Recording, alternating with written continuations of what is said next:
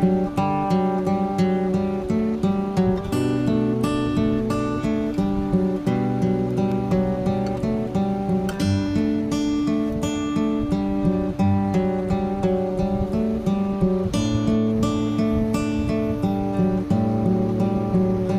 I was there on the day they sold the cars for the Queen, and when the lights all went out, we watched our lives